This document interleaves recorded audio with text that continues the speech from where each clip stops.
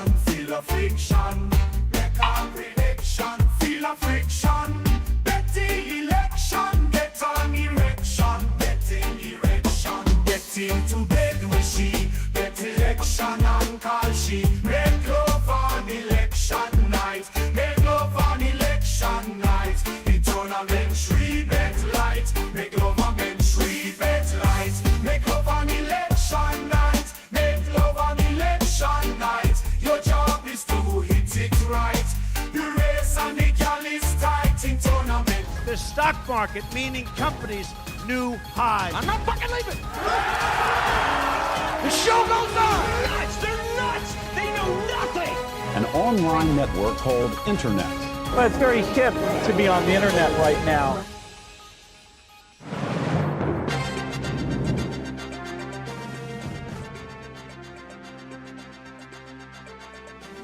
Presented by Kalshi, the no bullshit approach to all markets, including election betting, cryptocurrency, and the largest casino in the world, the U.S. stock market. We're back, baby. High five to Kalshi for the lead sponsorship. Elon the dog is a good boy, and you can see we have a special guest in our virtual studio today, Dan Weinman, main event winner. Welcome to the show. Thanks, Mycon. Happy to be here. This is cool. Really appreciate you coming on and chopping it up with us. And we are going to jump right into it. Congratulations, by the way, on winning the biggest poker tournament ever, basically. That has to feel good. And I heard, what'd you do right afterwards? You went to work? I went back to right? work. Everyone else seems That's to not- win the main and start gambling and Wait, losing all the- hold up. I know this is not true. But what he did afterwards, right afterwards, was we went to Musashi. Very true. We shut down Musashi, had about 80 people. That was a solid night. I think I lost my first bet to Josh. That was a solid day and night. It was something to remember. You just went right there, got the onion thing with the throw the shrimp in the mouth, and then that's that. That's Absolutely. that's Lost what. $1,000 Okay, well, trying to flip some fried rice and called it a day. lost 1,000. You won 12. Okay, no, all right. That's but this show isn't about that. It's not about winning 12 million and then losing 1K. How do you remember losing 1K that night? How does that even make the story? Okay, so this is good though, actually, Dan, because we want you to bet our money right now. Are you ready to fire? Yeah, I like that. I like betting other people's money. Great, super stuff. This is the Dan Weinman spends our money. Should have been, but this is great. And Tony, you got it locked and loaded. Dan, where are you from? I live in Atlanta, kind of born and raised here. So, that's probably the market I know the most about. Yeah, it's interesting. They say it's a swing state, but it's not looking too much so here on Kalshi. Where I live, I walk out every day. I walk the dog. I see 1,000 Harris Walls signs. So blows my mind to see that at 30%. And that's where I'd be firing here. So wait, so Brett Ritchie, your witness. What do you want to bet, Dan? I want to bet Harris to win Georgia. Oh God, Brett, you're gonna allow this hasty click here? I mean, I'm a believer in boots on the ground, right? That's how I know Trump's a lock in Nevada. I step outside and it's just obvious. So you gotta trust the sort of man in the arena here. He's in Georgia. Right, I'm not. And Matt Brent Glantz. loves a deal. Brent loves a deal. We're getting 2 1/3 to I like 1, long so shot odds. He so- loves that. So. Glance, you could choose the Fire. amount here. This one's got to make you. This one's got to make you happy. I assume that market's liquid AF. Yeah, I mean, let's throw 1,000 in there. Let's go. Let's do a decent amount, our regular amount. Yeah. All right. So Tony, contract clicking the 30 buttons. cents. You want to do 1,000? Pay 31 cents for 1,000, and then we'll see if we get filled. Dan Weinman, do you hear the pain in Tony, the producer's voice, as he rips in 1,000 on Harris? Did you notice that? Like, did you hear that tell, if you will? Definitely didn't sound as happy as he did when we first scrolled down to the market. I mean, 80% of our bets have been Trump-sided, so I think we can afford to put one on Kamala. All right, we got the Harris action in Georgia. Dan Weinman walks by Harris signs every day, and I've heard your Trump stance isn't super popular. Mine's interesting. I played I played golf with him a couple of years ago. We had an interesting time. I voted for him. I think he's the best choice we have, but I'm not happy of either of the two people we have to vote for. So speaking of boots on the ground, guys, so I don't know if you guys have anything like this in your area, but every day I live in Palm Beach County, South Florida. I live in a place called Wellington, but there's a place called Boynton Beach, which is right down the street from us.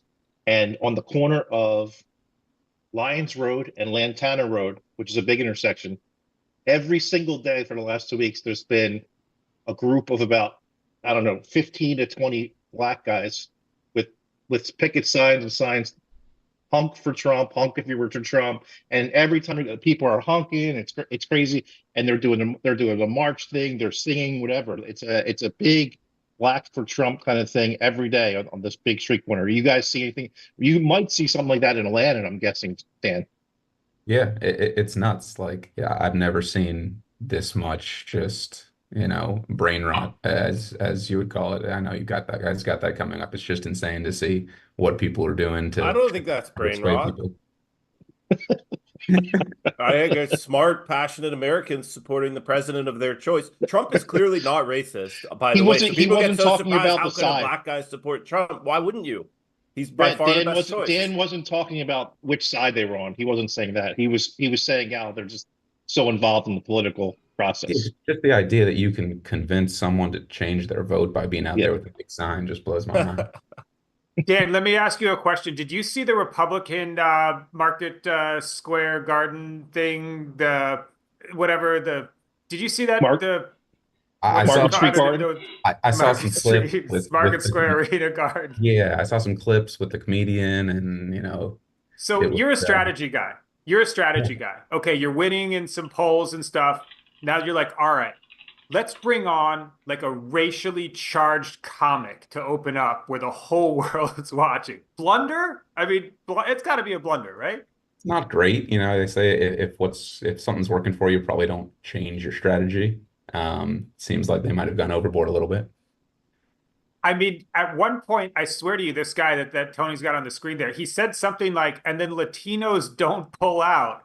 They they like to come in the country. I think this guy, I mean, I can't imagine a world where somebody like approves this. They're like, you know what? This is a good idea for our campaign. We should have this guy say that on it. I just can't imagine a world where that's... And Mike, you probably don't even realize this, but there was other guys with racist comments during those speeches, but this one just overshadowed the other ones. That day was full of like racist, kind of like divisive stuff, which is kind of crazy because from a strategic perspective, what you're asking, Dan, is when you're an NFL team, you're a coach and you're up 21 points in the third quarter, you don't want to take a lot of risks. You want to kind of like run the ball. You want to not throw the ball downfield. You want to kind of run the clock out. That's where Trump is in this campaign. He's a 2-1 favorite on all the betting markets, and the polls are slightly in his favor. To take risks with a week to go is just stupid. Whoever's running this campaign, or whether it's Trump, it just says fuck it. Like, I mean, this is not what you want from a leader. You want a guy that's a good strategist. It's just crazy to like take all these chances. Kamala's and vice versa. Kamala's not taking chances, and she's down. So it's like both campaigns are just completely opposite of what they should be doing. It's crazy. That's standard in politics. In 2016, Hillary was allegedly way ahead, and then she threw the most deranged Hail Mary of all time in presidential politics, where she just made up this Russian collusion nonsense ahead of the election. And it was like, this is not an inspiring message whatsoever. It turned out it was actually completely made up. So I don't really have a lot of faith in political campaigns to execute strategy at a high level in general. This is par for the course, I would say. These campaign managers need to get in the lab with Dan Weinman. They need to run some sims. They need to learn from the top strategists, our top game theorists. Yeah. The one good strategy was the Democrats using COVID as an excuse to shut everything down and hide Biden in 2020. I don't think he wins without that. But other than that, I don't see a lot of wise political strategists out there. Dan Weinman mentioned brain rot, and that Market Garden, whatever the fuck it was, sent the Dems into spinning. Whoopi Goldberg, Dan Weinman, you're going to need to take a look at this because Whoopi Goldberg was on life support here. He's not going to, say, oh, you're with a white guy, I'm going to keep you from being deported. No, he's going to deport you and put the white guy with someone else. The man is out there. He's also, Dan Weinman, you played golf with Donald Trump, that's kind of amazing to me. So do you think that he, assuming when he is president, is he going to take interracial couples and then if there's a white, assuming it's white male and then person of color female, is he going to just deport one and then I don't know what is even she suggested, and then doing some sort of a dating game to rematch the white guy? Is that what's? Yeah, I don't Can you see see it that like world? I don't see it like he's a passionate guy. Like I understand why he's loved by some, hated by others. But I think, that the fact that you see people doing this on national television just shows you how divided we are as a country. It's nuts to me that you have what I used to consider smart individuals would get on and watch the news every night and just believe everything that they see and assume that, this is the truth of what's going on in our country. I mean, this is Brett Ritchie, have you seen, Newsmax is like a far right show, and then you go to CNN or MSDNC, as everybody so cutely calls it, and then you could find left wing. I mean, do you think this is like, is this splitting the country? Is this like you just turn on whatever, give me my echo chamber, click. Anybody that believes this is an idiot. Like you can't, like Trump even in 2015 when he was running and they called him this racist homophobe, he was like, I'm not changing gay marriage. Like that genie's out of the bottle. You can't go back and put it in. So he's been pretty consistent that he's not going to interfere with people's marriage decisions across the board. To think that he's going to break up interracial couples is just stupid. He's had a career of 50 years of being in the spotlight. He was never considered to be a racist guy until he ran as a Republican. And the main ammo Democrats have against Republicans is just calling them racist. And a ton of the supporters just eat it up because they desperately want there to be way more racism in the U.S. than there actually is. So they have to make it up. Glance, is this you think Trump's breaking up interracial marriages and then having some sort of how do you even do that? How would you even like take the white guy? You're like, all right, okay, you're deported. Now we have a free white guy here. Let's see, like, how do you even do that? Is it like a Tinder? Is it? I mean, I don't think that he's going to break up interracial marriages. That's ridiculous. It's just hyperbole. But he did take away women's right to abortion in a lot of states with his actions. Yes, he did. We had it. Roe versus Wade for a number of years. He purposely got rid of it so that states could decide. And certain states took away the rights. He did a standard Republican standard is put a Republican on the Supreme Court. Like he did what any other Republican would have done. So I don't think he's the one who said, I did it. I got rid of Roe versus Wade. He loves to take credit for things he doesn't deserve credit for. And that's one of them. Okay, so I'm just agreeing with him that he did it. That's all. If Mitt Romney was president, the same thing would have happened. If John McCain, that's not true. He wouldn't have appointed a Republican Supreme Court justice. That wouldn't have been the path. But anyway, all right, we're gonna do like a Dan Weinman like moderated Brett versus Matt debate at some point in long form. That would it'd be amazing. But Brian, I want to ask Dan a question because he mentioned about how it's crazy how smart people watch TV and they believe one thing or the other and they get so fooled. But we have a guy here that has some experience with Donald Trump himself, some limited experience. My man, Dan Weinman, has played golf with Donald Trump. He's got to see him. He's gambled with him a little bit. I just want to know, I don't want you to get into details because I know we can get hairy, Dan, but I just want to, from 1 to 10, from most scummy to most honest, what would you rate Donald on the golf course? I mean, from all the people you played with. If you're throwing in all the people I've played with, he's really getting up close to like an 8 or a 9. Okay. But I'd put him solidly at a 7. Okay. All right. Yep. 7 out of 10 is not bad for a president. That's pretty good, honestly. It's not like it was just the Democrats that experienced that politics rot your brain. It didn't just happen on one side. Tony, can we get the cue of the most insane? This one's pretty bad. That happened on CNN last night. This was the one where the guy calls him, he insinuates that he should be assassinated by Mossad. if you don't want to be called Nazis, stop doing. You're stop called an saying- you've been called an anti-Semite more than anyone else at this table. Yeah. And people would sit there and no, by me. I never called you an anti-Semite. I mean, I'm not sitting here saying I don't. I'm a supporter of the Palestinians. So I'm used to it. It's Yeah, fine. well, I hope your beeper doesn't go off. The thing is Did that you just say I should die? You should not. no, I You said, just said I no, should be killed. No, I did not say that. I said, no, I did not say that. Weinman, No, I didn't. Dan Weinman, is that appropriate to say? Should you say that? I mean, it's nuts. Like it's like objectifiably funny. But like I don't know. It's crazy what they've put on the news, and it's just so clearly entertainment at this point. And I feel like we have 90% of the US population that looks at this and says, yes, like this is what I need. This is actual news.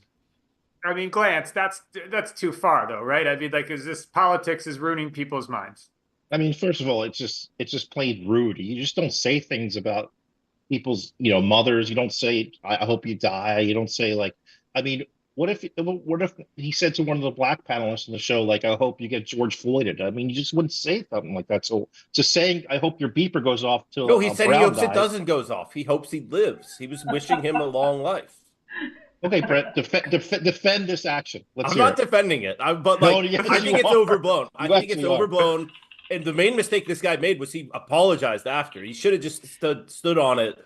First off, Mehdi Hassan is one of I would say the most unethical journalists in the game. He's extremely disingenuous and manipulative. So That has I don't nothing have to a do ton with of what we're sympathy talking for him. No, but he's the type of person that I think he's just a disingenuous journalist. So Okay, so I think Dan was Go, like go, kind Mark. of hitting on it that like you just like it's just infotainment. It's just like that guy obviously threw out his little one-liner, the pager line, because he's just trying to he wants the clicks, he wants the views, he wants to say something witty. He just like, you're back and forth, you're in a combative thing, you're trying to be entertaining, and you go a little too far. You went too spicy. You cranked the spicy meter up. But that's what it's become. And I know, Dan, you said it before. Remember, like, the news used to be Walter Cronkite, and that guy was like in the tank before. He's like, all right, I can't be too much on one side. I can't be too much on the other side. Like, I need to the people are depending on me just to tell them the facts of what happened. Like, that's gone, right, Dan? I mean, you don't see that anymore, do you? Yeah, I mean, it's a facet of the world changing. Like something happens in Israel and we know 8 minutes later via social media. So the news just like can't really report, fast enough at this point. So they have to have this to keep us entertained. You need 10, Brett, do you feel- 10 seconds later in the prediction markets. You One know, more right thing. when something happens.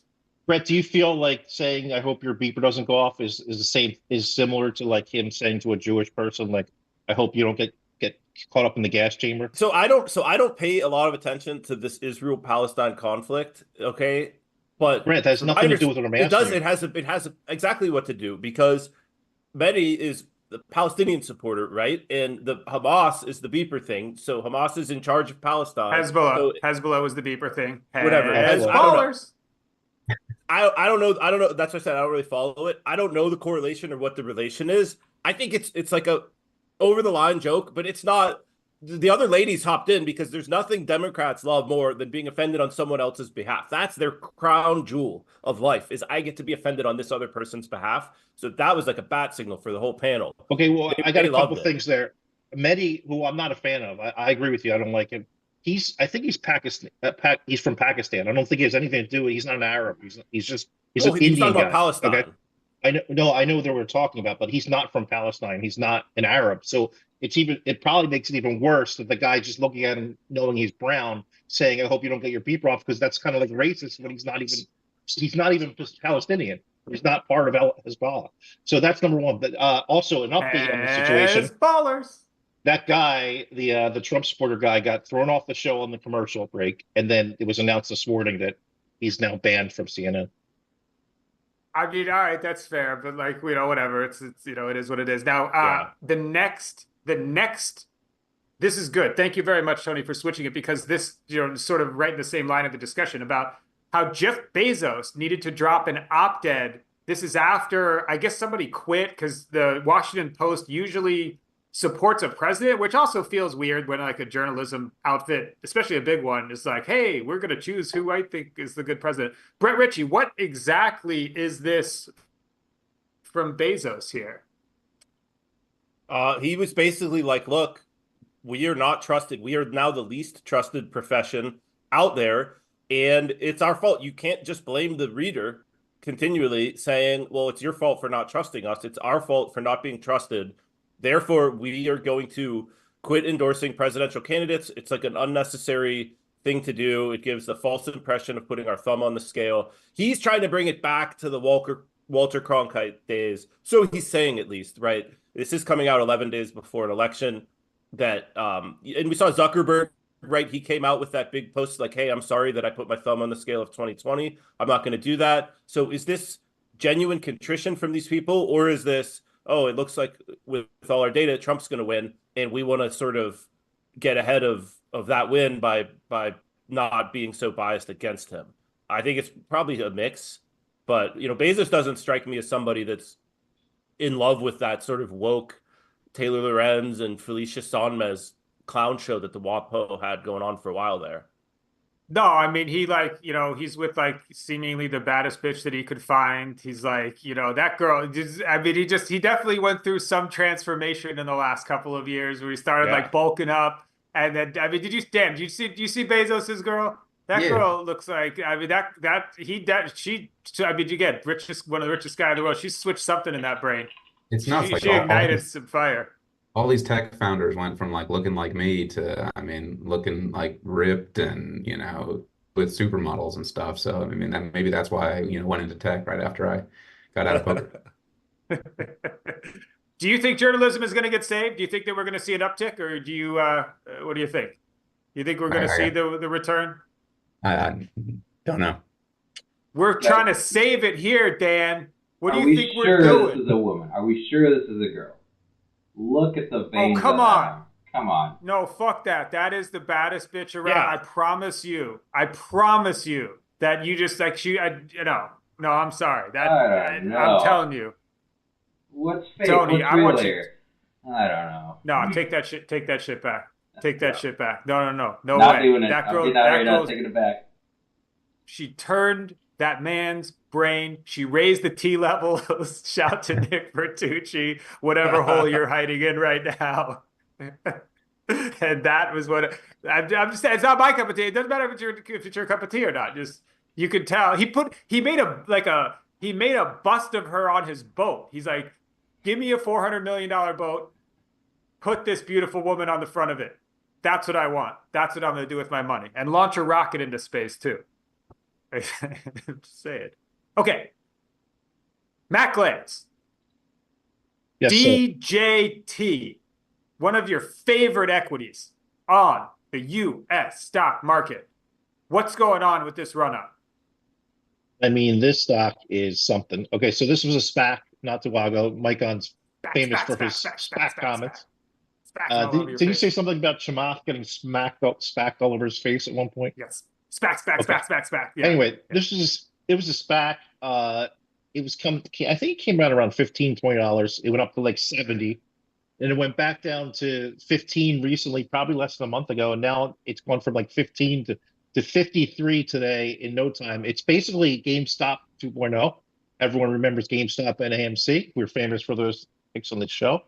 But right now, the stock has a $10 billion market cap, arguably similar market cap to Twitter, to X platform, which is insane to anyone that uses Truth Social, because Trump Media is just the owner of Truth Social. I don't think they have any other business. They had last year, I think they had $1 million in revenue and sales and advertising. This year they're going to have like $4 million in sales or revenue. They're definitely losing money. With a $10 billion market cap, this stock is well overpriced. But because of the election, because it's a Trump meme stock, this stock could go from 53 to 200 in the next week, and it wouldn't shock me one bit. But eventually, there's no doubt in my mind that eventually, at some point, this stock will be under $3. It might take a year. It might take 6 months. Brett Ritchie, it's a meme. This is a meme coin on the real markets, isn't it? Yeah. Yes. Hey, I love a good bottom tick too. I might hop in here, go for the top tick, then go for the bottom tick at 3. But Yeah, we'll see. I got an interesting pick of the day, I think, that's related to this. So we'll see when we get there. I mean, we've seen meme coins on Solana just do huge numbers. They have absolutely no underlying value here. You know, I don't know. At least they got 4 million. They're connected 4 million in value. I would just dispute that. Pregnant Man, which just doubled overnight, does have underlying value. You can use the AI generator to create an image of any man but pregnant. So that's pretty strong underlying value, I would say. Dan Weinman, World Series of Poker main event winner.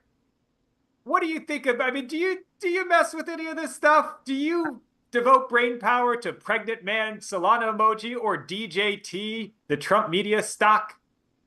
Very little. You know, I played the meme coin lottery back in like 2017 or so when it seemed like all the rage, and now it's just gotten out of control. You know, but there was definitely a point when I believed, you know, some of these projects had billions of dollars of value that they claimed to. That's great. That was the ICO times in 17 where they actually did say they were going to build something. This is now just Solana shitters. You need to ask some of the kids, ask some of the poor people that if you ever run into them, and just like they'll tell you that they're in the trenches. I know you don't probably.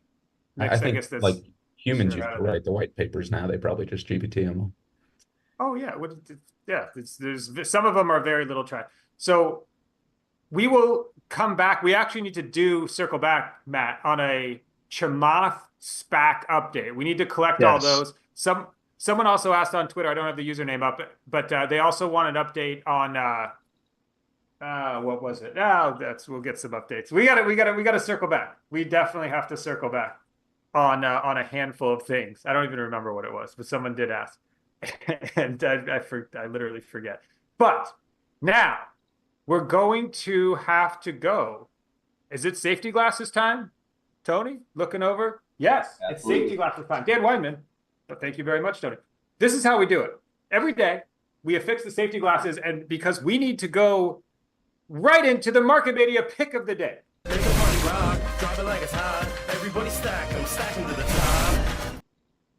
The pick of the day, Matt Glantz. What is your pick of the day?